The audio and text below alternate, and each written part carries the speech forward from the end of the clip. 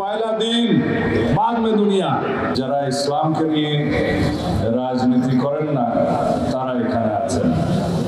আমরা বাংলাদেশে শতকরা 90 থেকে 92 ভাগ মানুষ মুসলমান। বিভ্রান্তি সৃষ্টির জন্য ইসলামকে ব্যবহার করতে চায়। বাংলাদেশের সর্বশ্রেষ্ঠ মাদ্রাসার শীর্ষ আলেমগণ এখানে আছেন এবং প্রকৃত দ্বীনের খেদমতে যারা আছেন তাদের সেবকরা এখানে আছেন। যারা ইসলামকে নিয়ে রাজনীতি করেন না তারা এখানে আছেন। যারা দ্বীনকে পহেলা মনে করে তারপরে দুনিয়া মনে করে, দ্বীন পহেলা বাদ মে দুনিয়া, তারা এখানে আছে। সেই জন্য আমি এখানে এসেছিলাম। আমরা বাংলাদেশে সবসময় বিশেষ করে নির্বাচনের আগে ইসলামকে রাজনীতিতে ব্যবহার করার এবং বিভিন্ন তরিকায় ব্যবহার করার রাজনৈতিক ফায়দা হাসিলের জন্য আমরা লক্ষ্য করি।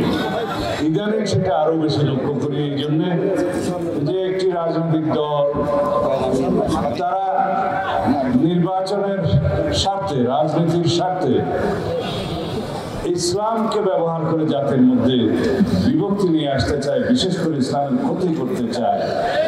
সেই জন্যই বাংলাদেশে এখন আজমতে সাহাবা সম্মেলন আরো বেশি বেশি হওয়া দরকার। যারা আমরা বাংলাদেশে শতকরা 90 থেকে 92 ভাগ মানুষ মুসলমান, আমরা মদিনা ইসলামের চর্চা করি, আমরা মদিনা ইসলামে বিশ্বাস করি। রাসূলুল্লাহ সাল্লাল্লাহু আলাইহি ওয়াসাল্লাম যে ইসলামের প্রবর্তন করে গিয়েছেন, সাহাবায়ে কেরাম যে ইসলামের অনুশীলন করে গিয়েছেন, সেই ইসলামের অনুসারী আমরা। এখানে আমরা মওদুদি ইসলামের অনুসারিত নয়।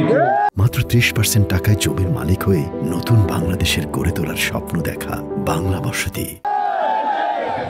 সুতরাং যারা ফিরকা ফিতনা তৈরি করে বাংলাদেশে মুসলমানদের মধ্যে বিভ্রান্তি সৃষ্টি করতে চায়, তাদের কাছ থেকে আমাদেরকে সাবধান হতে হবে।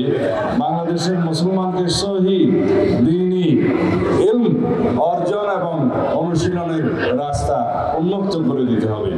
এই জন্যই আমি এখানে এসেছিলাম, শুনতে এসেছিলাম এবং বিশেষ করে আপনাদেরকে এই দাওয়াত দিতে এসেছিলাম যারা আমাদের মধ্যে বিভ্রান্তি সৃষ্টি করতে চায় এবং সেই বিভ্রান্তি সৃষ্টির জন্য ইসলামকে ব্যবহার করতে চায়, তাদের কাছ থেকে আমাদের দূরে থাকতে হবে।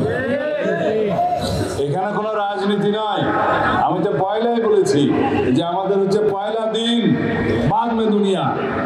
এই জন্য আমাদেরকে চিন্তা করতে হবে যারা রাজনীতির নামে বিভিন্ন রকমের বক্তব্য দিতে থাকে বিভিন্ন আদর্শের কারণে, সেটা স্বাগতম, কিন্তু ইসলামকে যেন আমরা সেই জায়গায় নিয়ে না যাই যেখানে রাজনৈতিক কারণে আমাদেরকে আমাদের দ্বীনকে ক্ষতিগ্রস্ত করতে পারে।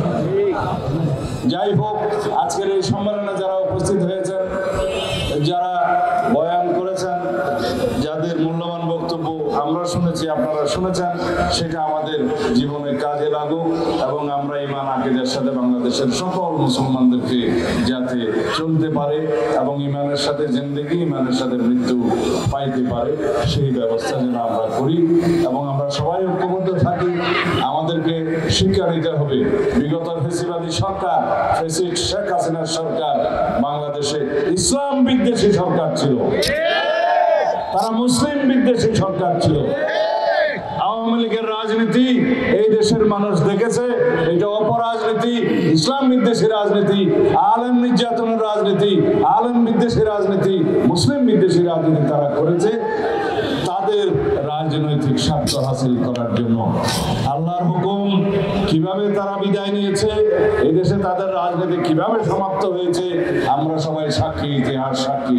সুতরাং আমরা এমনভাবে রাজনীতি করি, এমনভাবে আমাদের দলীয় চর্চা করি, এমনভাবে আমরা আগামী দিনের রাজনৈতিক চর্চা করি যাতে আমাদের ভালো আদর্শ স্থাপিত হয় এবং ভালো আদর্শের মধ্য দিয়ে আওয়ামী ফ্যাসিবাদী তথাকথিত অপরাজনৈতিক সংস্কৃতি বিলুপ্ত হয়। এই জন্যই আমাদেরকে সঠিক পথে রাজনীতি করতে হবে, আদর্শিক রাজনীতি করতে হবে, ভালো রাজনীতির সংস্কৃতির চর্চা করতে হবে, বহাল করতে হবে। তার মধ্য দিয়ে একমাত্র বাংলাদেশে অপরাজনীতি বিদায় হবে, সমূলে বিদায় হবে, আদর্শিক রাজনীতি প্রতিষ্ঠিত হবে ইনশাআল্লাহ।